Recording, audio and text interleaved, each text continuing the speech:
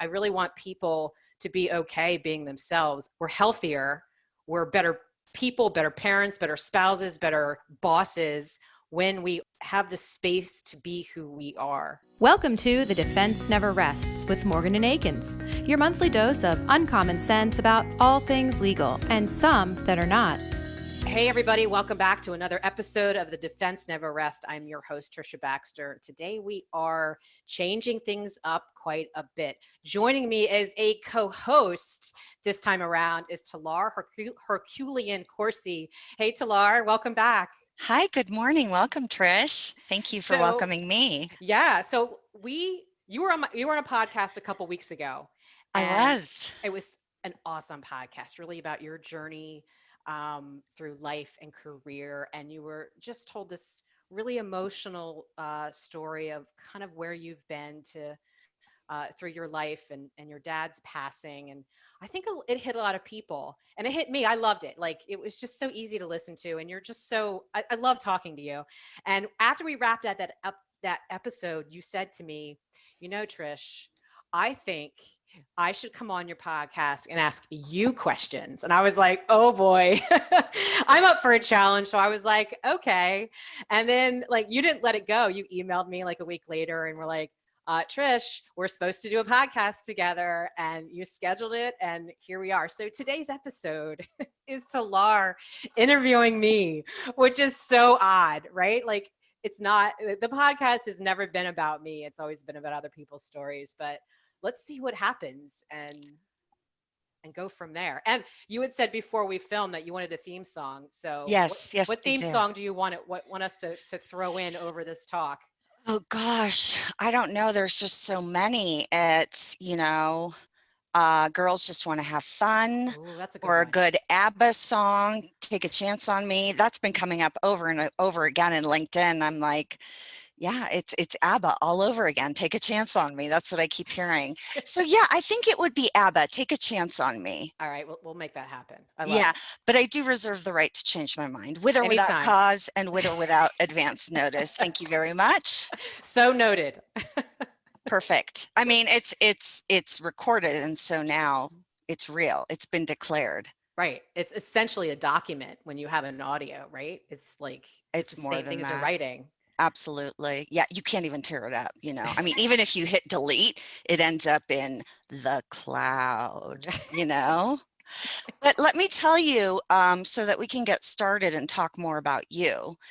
The reason that I wanted to interview you is because in preparation for my interview, I actually listened to several of the podcasts. I'd listened to, a couple of them before, but not with the mindset of, what is this going to look like when I'm in the hot seat? And I remember listening to your podcast, and you had so many great things to say, but you're such a gracious host that you didn't take up the room and left the opportunity for your, not your audience, your guests to be able to talk. So I thought, you know what, you need a chance to talk. So now it's your turn, Trish. And I think you mentioned earlier, we are going to be winging this. We're winging it. We're totally winging it. Which is the best way. Let's see what comes out of this. And so I was thinking, what questions would I want to ask you? And I think I'm going to start with, I have to outline it in my mind because that's how I work with lists and outlines. And the first one, it's just a general question that I would like you to ask, like, what's your elevator speech when somebody says, what's your story, Trish? What's your story? In life or career, or does it matter? Or can I pick? Objection. You just need to answer. You just need to answer the question. I love that you lodged an objection to my answer. Yeah. I think lately it's been, and because my elevator speech has changed, lately it's been it's important for me to find my voice and be authentic. And I want other people to find their voice and be authentic. I think for the first half of my life plus, I didn't. I lacked a confidence, which is odd for me to say, because I think if you ask my friends, my longtime friends, they would say the opposite. That's not that I lack confidence, but in certain areas, it was finding my own unique voice and being okay speaking it and being okay if someone disagree with me. That's my kick right now. And I really want everyone else to do that. I really want, I really want people to be okay being themselves. I think we're healthier, we're better people, better parents, better spouses, better bosses when we have the space to be who we are. So I know that's kind of up in the clouds a little bit, but that's kind of where I'm at. That's okay. We're all over. We're in the clouds, we're down here, we're everywhere. We're in the trees and the stones. So going back, what I was going to ask is, it's interesting that you talk about finding your voice. And as you know, I love to read.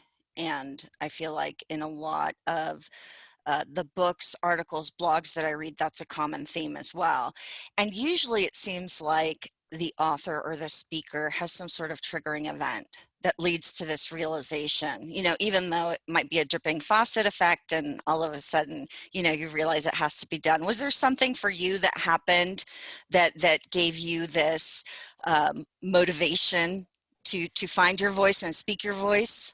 I think there's two critical points for me. One is when I stepped out and went from having a job working for somebody else in private practice at a law firm and stepped into a managing partner role.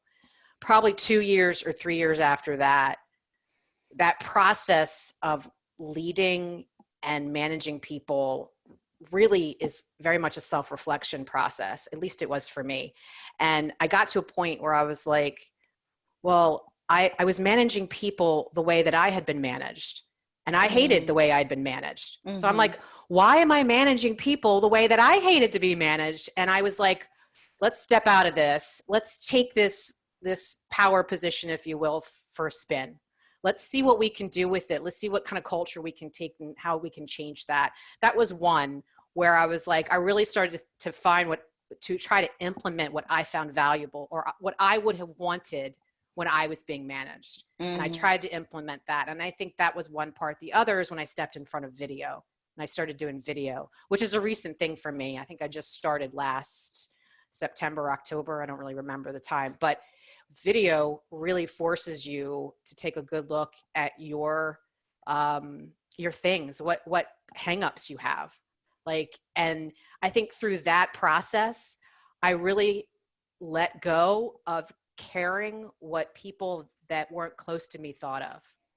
And through letting go of that, I think you just naturally find your voice even more. So it was like I found it when I stepped into a managing partner role, but then I fine-tuned it a little bit more and I owned it more when I stepped in front of the video, in front of the camera and took that mic and started talking.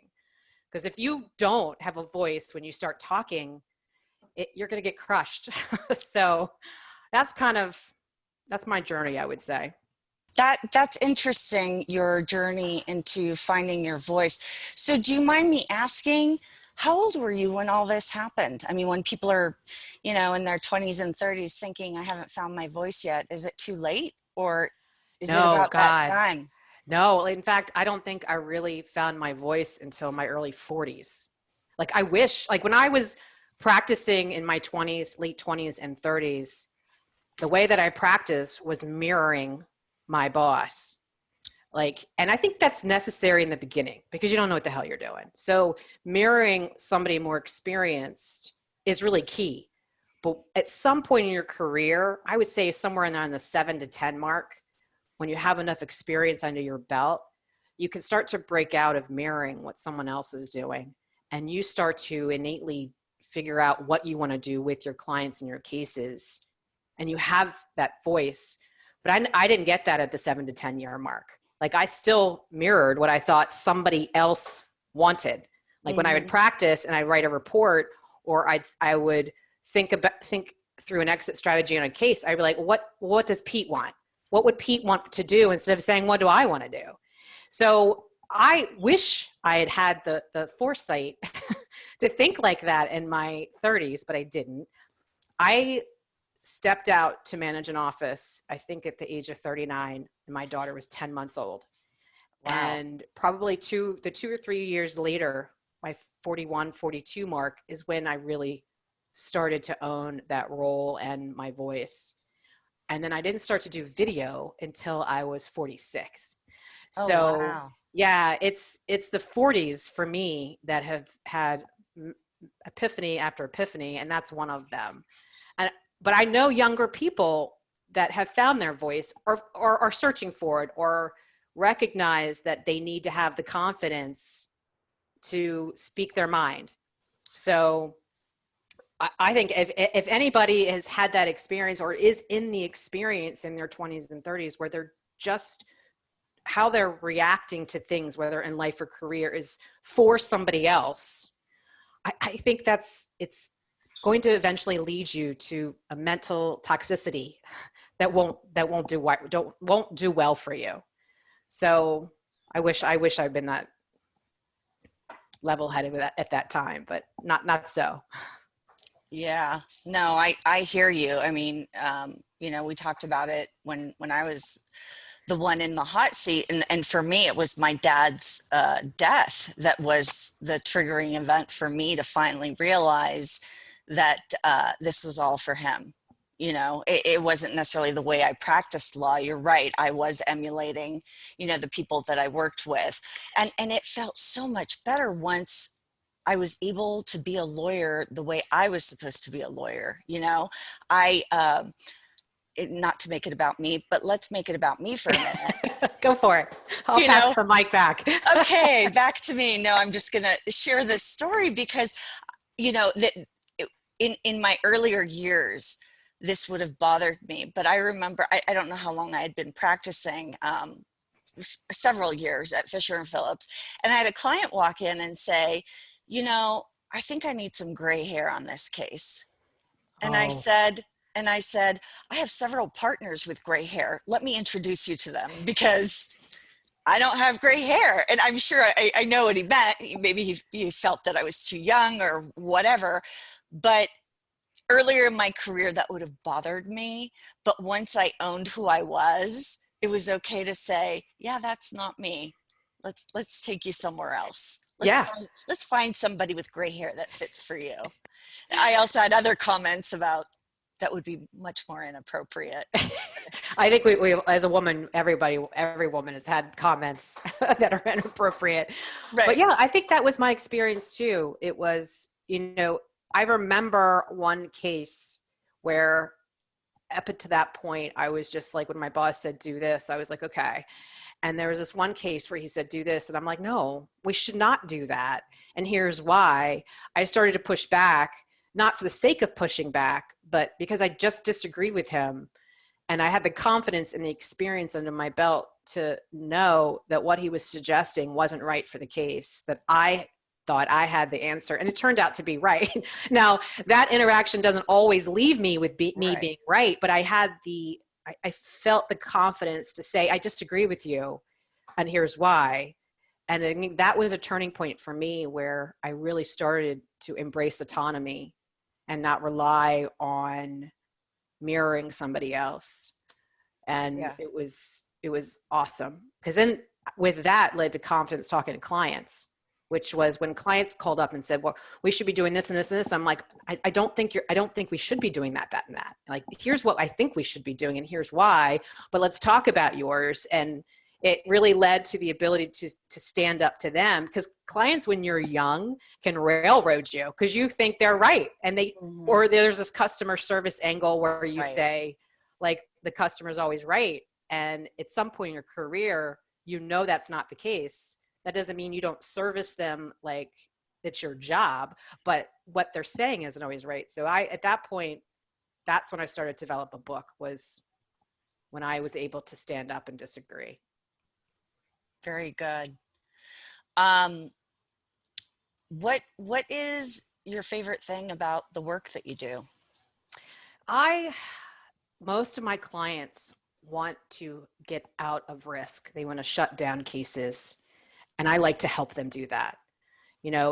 I find joy in finding common ground with other people, because common ground leads to resolution. Right. And resolution is what my clients want. Very few of them want to go to trial.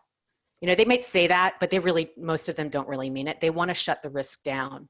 It's stressful. And that deals with the insurer as well. is they want to shut down cases. And if I can shut down a case, the client is happier, because most of my clients are stressed about it. When they get involved in a lawsuit, it's not something they've ever done before, or maybe they've done it a handful of times and they don't like how it feels.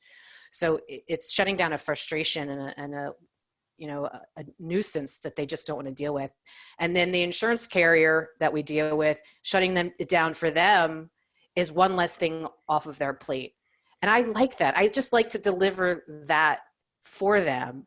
And I know that if my clients, when I shut down a case, not only do I eliminate the frustration, but their loss run looks better, their numbers look better, it's better for renewal time, their insurance rates are kept under control, which means a healthier business, which means people are employed. Like all of that snowball is, I find I enjoy that part of it. I don't enjoy the conflict, which I know you and I share, right? We don't necessarily like the combativeness that you can sometimes often get with opposing counsel, but for those cases where you don't have a combative opposing counsel, where they're in it to find common ground, and you can say, look, I disagree with you, and they come back and said, I hear you, but I like that. And so that's kind of what I'm digging right now.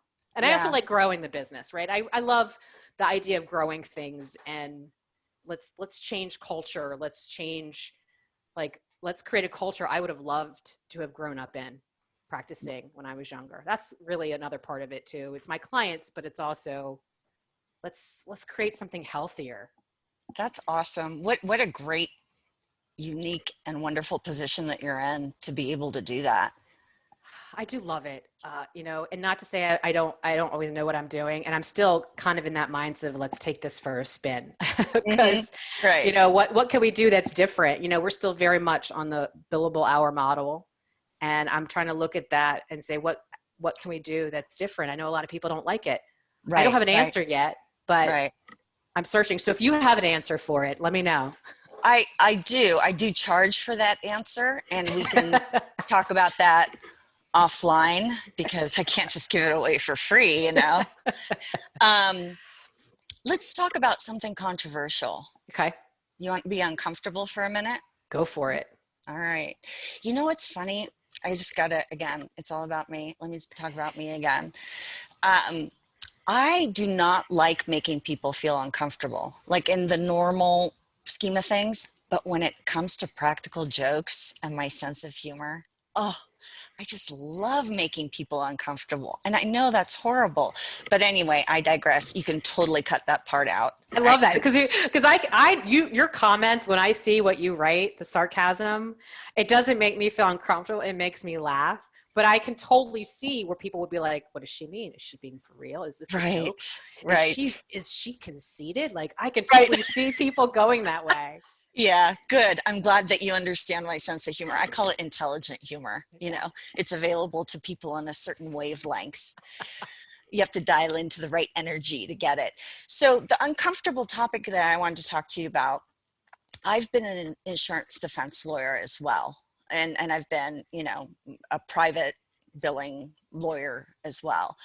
And now I'm in-house, and I don't have a stereotype necessarily of insurance defense lawyers, although stereotypes do exist. I'm very familiar with them. And one of them, unfortunately, is that because your rates are lower, you've got negotiated rates with the insurance company. In order for you to make enough money, you have to bill more hours on a particular case. If you shut down that case too soon, you're not going to make enough money. Well, allegedly, in the scheme of things. I didn't believe in that as an insurance defense lawyer, to the chagrin of some people that shall remain unnamed, because I believed the way that we sell cars, we're not just selling a vehicle, we're selling a relationship. And that's how I felt as an insurance defense lawyer, was I'm not here to make money on one case from you. I want to make you happy so that you keep sending me your cases. So is that a challenge or an obstacle that you faced in your work? Oh yeah. I mean, I think the default setting when people come into a meeting with a traditional insurance defense lawyer is all they want to do is take every ounce of pennies and dollars and dimes from you, that they want to squeeze every bit of lemon juice from the lemon. And that's their preconception. That's a stereotype. And I think it's a well-deserved stereotype, to be honest. There are still a big chunk of lawyers, insurance defense lawyers, that do just that. I've been behind the scenes of it. I've been the direction that I've gotten from some other lawyers at other firms. That's that underlying sentiment is we need to bill more. So I get it. It's there and it's still there. And I'm not sure it'll ever go away, but for the attorneys that don't do that, for the insurance defense attorneys that really are what you said about building long-term relationships, that's how they think. They don't think about the point ones and point twos. Right. But it is very hard. You just have to show them and demonstrate them to them that you're not like that. You can say all you want, I'm here for a long-term relationship. They have to see it. Right. They have to be willing to give you a chance. They have to trust you at least for a short term until you prove it to them. I've had long-term clients, one last year who got 2 bills from me that he thought were high. And I went and looked at him and I agreed with the time, but I knew what it would look like for him, and we cut him in half. And I was like, I'm more, and he kind of asked me to do that, not cut him in half, but he said, this is going to make me look bad. Can we trim this down? Right. It was more important for me that he look good than me to take that income, because that's the relationship that you want. And I've known him for 10 years. And he's only ever asked me to do that one other time in 10 years. He is equally about the relationship as I am. So back to your original question, it's that perception when you walk into a meeting as a lawyer and as an insurance defense lawyer is that you're a greedy bastard and that's all you want. And you just have to work. And to overcome that and show them through your actions. That's the only thing that I've ever been able to do. And for the people that won't give me a shot because that's what they think of me, there's nothing I can do about that. So. Right. Well, other than, I think there's a lot to be said for, I was going to say Yelp reviews. I don't know if lawyers get Yelp reviews. They do, but I don't know if clients look at them. Do you look at Yelp reviews? Well, not for that. I look at restaurants and food, but I was going to say, other clients experience, and in that similar situation. And I think that having long-term clients is like having long-term employees. Yeah. People aren't going to stick around in a bad relationship. Most of them aren't. Some, unfortunately, will. Nothing you can do about that. But I think that if you've got a client you've been working with for 10 years, I think that alone speaks volumes. So I love that you do that your goal is in this relationship, it's mutually beneficial. How do I make you happy? How do I make you look good? What do you need to do your job? And for a long time, that's how I used to start my conversations with my bosses. What do I need to do for you today to make you happy? That's like my number one goal. You put everything else aside. And sometimes it's something you can do and sometimes it's not, but at least you ask. Yeah. And it's such a great mindset to have across the board. I found on my insurance company contacts, the claims adjusters, the VPs of claims that really excel at their job, have that customer service approach too. There's a handful of claims adjusters that look at the insured as kind of look down the nose at them. And then there's a big chunk of people that service them, that's their client. And when we get into litigation, they bend over backwards for them. And those insureds have a better experience through that litigation because of that. It's across the board. If you have that mindset of what can I do for you? How can I make your life easier? Then you will get that back tenfold. That client that I cut the bill for, when I've made a mistake, because I have made mistakes over the years, he's been like, Trisha, you made a mistake. And I'm like, absolutely. We're going to fix this. This is how we're going to fix it. Right. And he forgives that. I don't know if that forgives the right word, but he knows that I will fix it. He knows that I will own it, and he knows that I will fix it. And some clients won't even give you that shot. They'll just move on without even telling you. So right. It's a two-way street. So it's so important. Customer service attitude on everything that you do will hands down deliver you tenfold what you put out. Yeah. Yeah. It sounds to me like, I mean, what you're describing is basically reciprocal trust. Yeah. You both have enough trust in each other, based on the work you've put in to the relationship, that one mistake doesn't define who you are or your work. So Right. that's really exceptional. So I've heard through the Rumorville that you're working on a book or something. I Does that sound know. right? Wait, aren't we working on one together? Oh yeah, I am. I wrote a chapter too. How could I forget? I didn't forget. That was just my segue. Was that smooth? I love that. Very, very, yeah, very smooth. Yeah. Okay. So you and I are in a networking group together, which is how we met. This is how we And met. this is how we met. And I instantly fell in love with your sarcasm. Like Oh, before thank we you. actually got on the phone and talked, just the way that you respond to things cracks me up. So I instantly connected with you. And it's several other women in the group too. It was just that an instant vibe.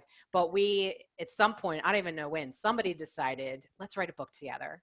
Let's write a book about the experiences and our stories and filter it through this group and filter it through Corona and COVID and the pandemic. And we just finished our chapters. I think there's 20 of us.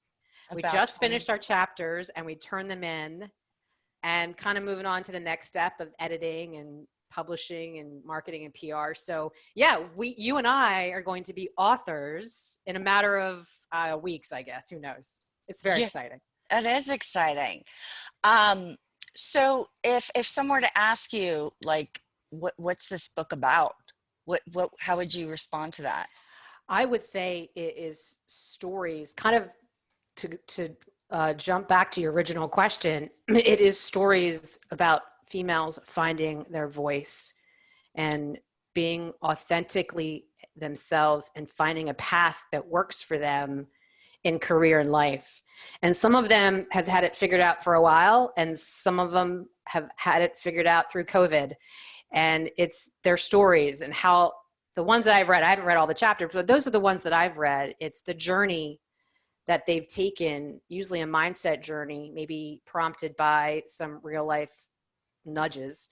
Mhm. But it's really them. And I think that we need more of that. We need more, I mean, generally everybody, but women in particular, they need to tell their stories of how they came to their career paths and finding a career path that worked for them. Like we talked about your career path last time, and you eventually, through struggle, found one that worked for you. And that's so important. Not everyone has the same path, really, to figure out what do you want out of your career? What do you want out of your life? What do you want out of your relationships? That's kind of how I see the book, because everybody has their different stories. So let's tell them. It's Right. beautiful. Yeah. How do you see it? Can I ask you that question? How do you see the book? No objection. You're in the hot seat here. You don't get to ask me questions. I'm in control. You can ask, but I might not answer. No, I agree with you. I think that is what it is. It's the stories of these women, but I would go, a step before that. And I believe you're the one that created this group, this magical group that exists in the world of the LinkedIn. And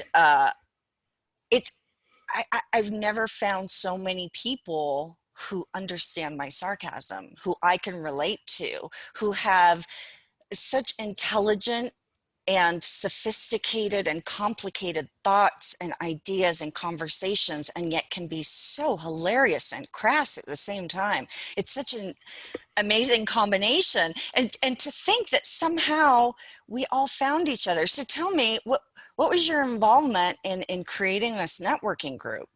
So yeah, so I had gotten into a boot camp for a LinkedIn boot camp on how to create video. Shay Rowbottom's boot camp, phenomenal, and she really talks about the importance of what she calls a pod. And a pod is a fancy word for an online networking group. And she said to me, "Look, Trisha, you're niche. You're a lawyer.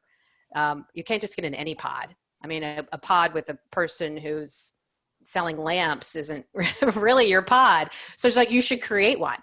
And I was like, "Okay, I'm going to create some lawyers. Lawyers understand me. Lawyers have that same goal. They usually have the same target client. So I'm going to do some lawyers, but I'm not going to just do any lawyers. I'm going to do female lawyers. And that's kind of me going into January of this year, 2020, was I'm going to create a pod. And I sat on it for a little while. One, I couldn't find a lot of women. There wasn't a lot of women on LinkedIn with original thought and voice. Right. At least not that I was seeing, right? They weren't stepping up to the mic. And I was like, how can that be? Women have a ton of things to say, lots of value to add. So then I'm like, well, I'm going to find them. So I started looking for women on LinkedIn. It took me a couple of weeks, but I started to see them more. They started to show up on my feed. I would connect with them. I would comment on their stuff. And then I invited, eventually all right, I'm going to start this pod. And I invited about 10 or so into this group called Female LinkedIn Rock Stars. I think I named it. Yeah. And there was only about 10 or so. And then slowly over the next course of the couple of weeks, people started inviting more, their own connections. So I may have gotten the ball rolling, but the original women I invited in really pushed that ball down the mountain. And I think by the time COVID hit or shortly after, we had 50 people. And then people have cycled through. Some women love it. Some women hate it. Some women don't have time for it and have come in and out of the group for one reason or another. But those that have stayed, I think, have really formed a camaraderie. And you really get to see the differences in each one, the different career paths that they've taken. Some are moms, some aren't. Some are moms to young kids. Some have kids out of the house, and some have come to their careers later in life. Some right out of law school, all foundationally with a law degree. And some are in private practice. Some have started companies. Some are general counsel like you. It's just really cool to see all of these different perspectives come in to this one group. And I get inspired by it all the time. Half my podcast guests, I think, come from this group because they're so fascinating. Everybody in this group is fascinating to me, and I'm eventually going to have everybody on it. But it's very cool. I think men have had figured out for a long time that networking, the power of networking. And I think there's a handful of women that have done it too, but I think not as much as men. And I think that is the goal of this group, is to network and help each other support each other's goals, whatever that goal may be. And I think it's done that. So I love it. Yeah, no, I agree. But it's such a unique group. And I've, been involved in networking in various forms over more than 20 years. And it's just so special, the particular women that are in this group, the quality, the caliber of experience, their content. But most importantly, the feeling that I've gotten, whether it's true or not, doesn't matter to me because it's my truth, is that nobody has tried to sell me anything or push anything on me. And it's genuinely been showing up for me. It was, Lisa Goldcool. Mm-hmm. Did I pronounce her name right? Yeah. She's the one who found me. I have a crush on her. She was my first LinkedIn crush. And it seriously has been, it just has been, what can I do for you? What can I do to support you? As opposed to looking around to see what can you do for me? Which obviously, it all ends up flowing back and forth, but I think it really does say that women are stronger when they are supporting each other, when we fix each other's crowns, without the world seeing. I love that quote. But we're running short on time here, Trish. I mean, as you know, we have time limits involved. So I'm going to do just a few rapid fire questions here. Okay. Are you ready? I'm ready. Let me have it. Favorite book? Daring to Lead right now. Brene Brown. Favorite movie? Pride and Prejudice. Favorite child? My daughter, Kaylee. You only have one? I have a stepson too. Okay. He can count as the favorite stepson, as the favorite bonus son. I hate leaving anybody out. That was such a terrible question. I'm so sorry. Cut that out. Favorite husband? Tom, my only one, thank God, or at least that I'll admit on camera, right? Okay. Favorite friend? You can just whisper and say it's me. No one will hear. Okay, Talar. Okay, very good. All right. But I do have to give a shout out to one of my girlfriends, Megan O'Neill. She has also been such an inspiration to me. Former lawyer. She was a DA, private practice for a long time, and then left to start her own fitness company. And she is crushing it. And she has the same mentality as I. She really is driven to create a business that helps people. She really wants to get people healthy. And I love, every time I talk to her, she has a new initiative. She's like, oh, this company's flying me out. Like she's, I think she's like, what's it? I forget the person that goes out and markets brands. I forget what they're called. Marketing manager? No, it's like influencer. Yeah, it's kind of like an influencer, right? So there's this headphone company that flies her to their events. And she goes and runs a marathon with their headphones on. Really? I want to do that. Yeah, I'll connect you guys, because, or maybe she can help you with your running fundraiser. Yes, she would love that. Yes. But yeah, but I love how driven she is, and every time I talk to her, we end up talking about her business, because we both have that love of talking about business creation, right, and being creative about where you're taking things. So when you said that, after I thought of you immediately, I then thought of her as my second favorite friend. I'm going to let that go this time. That's okay. There's enough room for more than one favorite friend. What's your go-to form of exercise? I walk, which has been a challenge for me lately because I have plantar fasciitis and I can't walk. So I've had to clear my mind other ways. Normally I was on a treadmill or walking outside for 2 to 3 miles every day. It's when I listen to my podcast or my audiobooks. Mm-hmm. It was my alone time. Mm-hmm. Like I loved it. I craved it. And it just so happened the plantar fasciitis hit me right in mid-March. So right when I was cooped up at home is when I couldn't walk. So, but that is my go-to. It is it's great for me physically, but it really is more a mental thing for me, because I zone everything else out. I don't do any work. I don't think about work. Right. Awesome. You run though, right? See, that's my podcast hat on. I want to ask you, what about you? What's your favorite? That's so funny. No, I've been doing a lot more walking because I've been sick over the pandemic, not with COVID. I've had a mono relapse, so I've had to slow down. And I mean, there have been weeks that I couldn't even go walking, but I do that too. That's where I listen to my podcasts. I'll, listen to books, Eckhart Tolle, of course, Power of Now every day.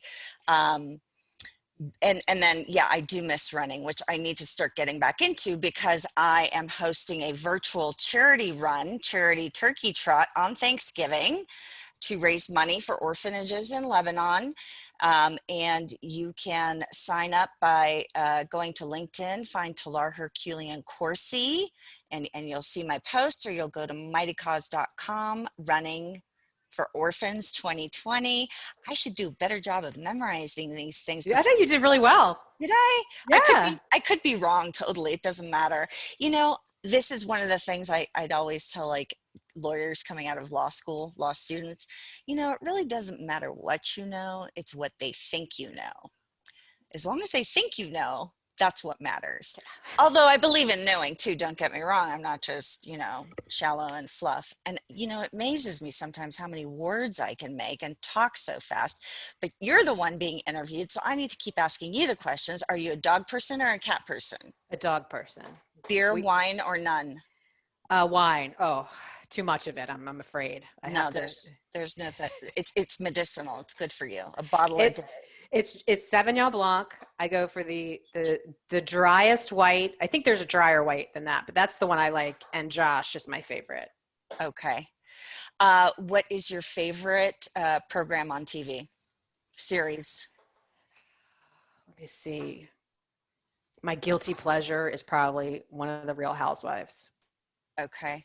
I know. You look at me. You look at the moment of disappointment there, right? Oh, no. You totally misread my face. I have no problem. I watch Keeping Up with the Kardashians. Do you really? Oh, when I really need mind candy, just, anyway, there's so much to say. There's so much to talk about, Trish. There's so many conversations I want to have with you, but I feel like we might be out of time. What do you think?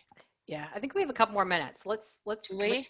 Can we chat about you then? Can I turn the tables on you? All right, turn the tables on me. Let's chat about me. So What was your feedback after the last episode that you aired with me? Did you get feedback? I did get feedback. I got a lot of feedback, and people were touched by my story. I connected with a lot of people that I wouldn't have otherwise. People who have known me for a long time that were there during that period who didn't know the journey that I had taken. So I did get a lot of feedback that was, mostly positive. Although I must tell you, every time I did, I thought, ooh, somebody listened to me. That's like, it makes you feel really vulnerable. It is, it's like Brene Brown says, though, you got to step into the arena, right? And podcasting, I think, is a safer way to step into the arena. But once it's aired, it's as vulnerable as you get, especially with how vulnerable you were. You were so open about your journey and how you felt along the way and just showing what you did. It was amazing. What about your bosses? Did they hear the podcast? I spoke to the one, and I don't know if he listened to the whole thing. He just, or he may have just seen like the preview clip. But he was like, oh, magical, beautiful energy, kindness of strangers. He's like, I like that. and then one of my general managers, he's the one who designed the hat. Which I love, by the way. I've been asking him for a Vista trucker hat for the longest time, because when I run my half marathons and I'm raising money, the only hat I have is Salt Lake Power Yoga, which is also one of my corporate sponsors, and I love them. But this is my company. This is Vista. And I keep telling him, I want to run with your hat, because what I do on my runs, this was a great realization, Trish, that I'm glad you asked me about. You actually didn't, but in my head, I heard you asking. Was my last half marathon, I came to this realization that I don't care how fast I finish this. I really don't. And neither does anybody who's donated money. And if somebody does care, that's their problem. So what I started doing is I would take selfies on my run. I stopped to take selfies with my hat on my run and be like, oh, look at where I am now. Oh, look at the pretty view. And it was so much fun to be able to do that and then post. I was posting along the way on the run, and I enjoyed it so much. And so that's the reason why I told my general manager, AJ Johnson, and then there's also Tony Fury in Oxnard, but AJ is the one who designed the hat. I said, AJ, I need a Vista hat to take selfies on my run so that everybody, sees where my hat goes. Kind of like, have you seen how people will take like the little animal or bear? Like, yeah, all the different places. Like, I want to do that with my hat and show them that, Vista is always with me. I may work remotely, but I always got Vista on my mind and on my head. That's awesome. Have you always loved running? No. Oh my goodness. I hated it with a passion. I passionately hated it. I was a swimmer growing up, and I swam in high school, and I just hated running so much. My husband is a runner. He's run a full marathon. He usually runs the half marathon with me. And so I was pregnant with my son. I was probably 8 months pregnant when the half marathon notice came up. And my husband asked, do you want to run this with me? I'd never run more than 3 miles, but I was so afraid of not losing the baby weight. So I thought, yeah, I'm going to sign up for this run in April, which will be 5-6 months after the baby's born. I'll have enough time to train, and that's going to force me to lose the baby weight. And I did. And that first year in 2013, it rained the entire time during the race. And there's few things worse than like wet feet running for 2 hours. But I got to tell you, it's all in your head, because in my head, I was going, I'm Wonder Woman. I am Amazon warrior. And I just, and my theme music playing in my head, and I finished it, and I was soaking wet and had blisters, and it was freezing, but I felt so powerful. And then I was hooked. That was it. That was the beginning of running, was 7 years ago. That's good. I can't do it. I can't get into it. I have friends like to. You don't have to. Yeah. Yeah. It's like, but except what I would ask you to consider is a growth mindset. This is 7 years ago. I'm really running for the first time. I would have thought, no way, I'm too old for this. My knees are going to give out, whatever. Uh, but, you know, adopting a growth mindset of, I don't want to do this right now, or I can't do this right now, or I can't do it yet has been so important to me, because maybe in a year you do want to, and that's okay. You're allowed to change your mind. Yeah, I mean, I get that. And I've seen my friends that have run marathons and half marathons, especially the marathon ones, how hard it is. And it's all mental. Like my It friends is. will say, like the last 10 miles is all mental. And when they finish it, it's a euphoria that you Ooh, see what they feel physically, but you see it, you see it on their face. And it's like, it makes me want to do it just for the mental mindset challenge. But then I'm like, I can do something else that'll challenge my mind too. So I don't necessarily need right. to run a marathon, but I have massive respect for people that do. I've been to them. I've watched them. I've jumped in to run a mile with one of my friends that have done it. Like Oh, I've, I've, wonderful. I've been there, so I can see the energy Yeah. and what you get from it. But whew, no thanks. I'll leave it to you guys. I'll support you. Hey, that's all right. As long as you donate the money, you don't have to run. I'll be your running proxy. Well, awesome. Well, we do need to wrap this up. Let me just throw it to you for any final last words, whatever you want to talk about. Anything that's coming to mind. Just that, I am so grateful to have met you. Oh, And thank and you. and I really do mean that. You and the other ladies, you're my favorite for sure Of course. right now. No, but joking aside, I believe in the energy of the universe. And I really believe that we have all been tuning into that same frequency level to have found each other, that it was just a matter of time. Maybe we've crossed paths before, in sliding doors, but it just wasn't the right time, and the universe was just conspiring to make sure that we got together to create this powerful and beneficial relationship, not just for our sake, but for the sake of others. Because I got to tell you, one of the things I love about the women in this group is the mentorship that they provide. It's inspired me to become a mentor, and with the availability of the internet, allowing us to diversify opportunities for people. Like in Salt Lake City, I don't have much diversity to mentor people and help them out, but with LinkedIn I was able to. So those are my final words. I mean, Tish, you're in the hot seat. Would you like to Well, I'll piggyback on yours because I love the fact that you mentioned the universe. Because I don't know all that I believe about the universe, but I have this mindset that what you ask for, if you ask for it intentionally, it does come to you. And I mentioned twice in my chapter how X, Y, and Z, the universe delivered me what I needed. And one was Shay. Her boot camp for me was exactly what I needed because I was struggling to find what I wanted to do with a digital marketing campaign. And so the universe delivered her to me so randomly. And the other was Olivia, who I've hired as my life coach. I did too. Yay! We're going to have an Olivia fan club. I Olivia, if know, you're listening. seriously. You should get t-shirts. I'm with Olivia or something like that. I'm with Olivia. But yeah, so I've struggled with an emotional intelligence. I've struggled kind of all my life with that, is not reacting instantly to whatever feeling, whether it's frustration or anger or whatever it may be.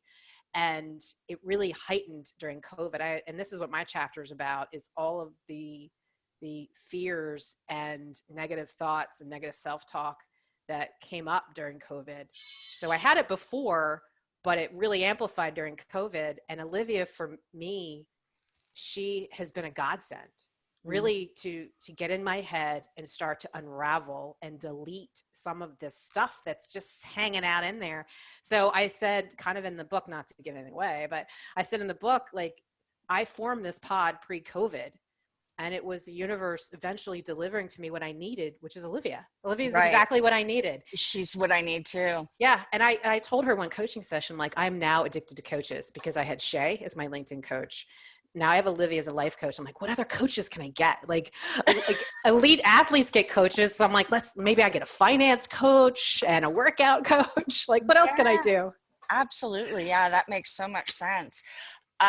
So, one of the things I was wondering about is I'd never heard of a pod before I got on LinkedIn. I mean, I got on a, women's networking group, and I met other women, and I like what they wrote and I like who they are, and I started engaging with them. But then after being on LinkedIn for a while, I've seen references to pods, and most of them are negative. Yeah. Do you know why that is? I think there are really two schools of thought, one very negative, one very positive. I'm in the positive front, so I don't quite understand the negative. Well, I can't say that. I understand it, but the negative is that you shouldn't force engagement. It's fake. Like pods equal fake engagement.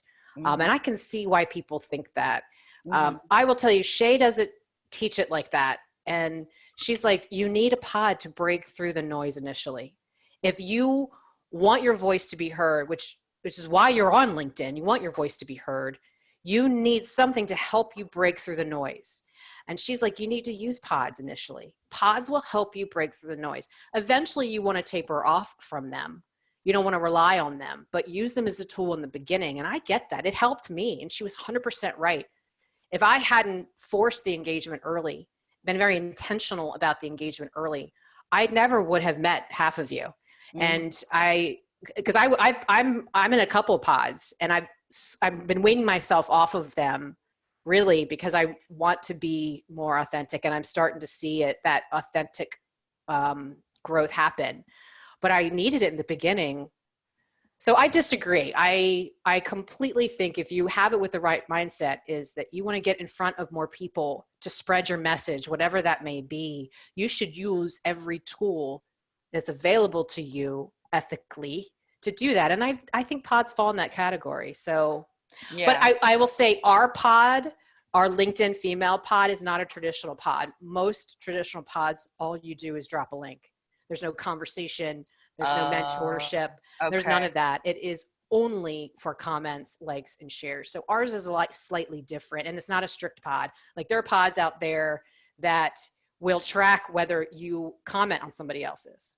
They'll have Excel spreadsheets, and you need to comment on like 70% of someone else's post or you get kicked out. There's like really strict ones. Ours isn't like that. It's come and go as you please. So. Well, yeah. And that's why I was unsure, because what I'd heard about, pods didn't sound like what we had, which is more like a more organic relationship. Because even before Lisa had invited me, I was already seeing all your posts and commenting on them because I was chasing you. I liked what you had to say. I liked what everybody else had to say, and it was, do you want to come be friends with us too? So I thank you for that explanation, because I was concerned, is this what it is, or is it something else? Because it feels very different. It is very different. There is a good chunk of the intention is to comment and like people's posts. But I think the comments that I've gotten from most people is that they do like most of the posts they're commenting on. So it's not right. It's not hard. Forced. Right. It's not forced. So yes. But yeah. Okay. I love meeting you, and I love like us having this conversation, and I love how you were just like, I want to talk to you. I want to interview you. And I was like, all right, let's give it a whirl. I love that. I love you being open to new things. And like I said, we need to do a retake, because I really do feel like maybe I took up too much of the room. No, absolutely not. Did I not take too much? No, you did not take up too much of the room. Okay. Because this is my first one. This is my virgin voyage. Well, maybe you'll start a podcast. Nah. Yeah. You'll just be a regular co-host on mine. How about that? I would love to do that. I would. Yeah. When the next guest that comes on, that there's a common thread there, I'll bring you back on and you can ask some questions. Sure. And common threads. I'm human. I put my pants on one leg at a time. I can find a lot of things in common. Well, Talard, thank you for coming on and interviewing me. This was a cool experience. Super appreciate it. And everybody out there, we appreciate you listening. Please hit that subscribe button. Also, give us a rating, a review, a like, a comment, wherever you're listening to us. I appreciate the support. And make sure you tune in next time on The Defense Never Rests. We will see you then.